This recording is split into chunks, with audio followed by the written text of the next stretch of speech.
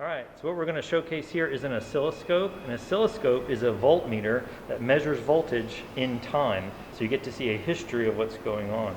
What we're seeing right now is a sine wave being fed by another device called a function generator.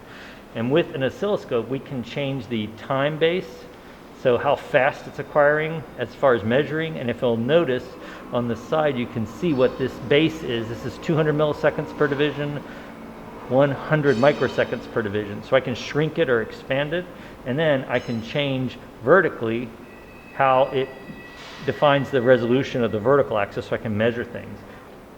So this is the raw waveform. This is a 1 kilohertz 5 volt waveform. But once it's in the oscilloscope, and this is still live, but I can put a cursor on it, and if you push the cursor button, you'll see these cursors on it.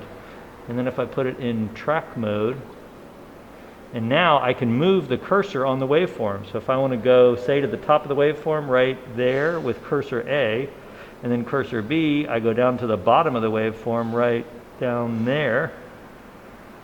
And then you can see that 5 volts, By minus Ay is 5 volts, minus 5 volts. So that's the difference between those two. And then the distance in the X, Bx, is 488, call it 500 microseconds. So you double that, so it would be 1 millisecond, which would be 1 kilohertz. This is a very useful feature. This can take up to 4 channels at once, and then you can do up to 100 megahertz waveform, which is very, very fast. So most of your Arduinos are in the 1 megahertz to 20 megahertz. So this is a very nice oscilloscope for looking at stuff.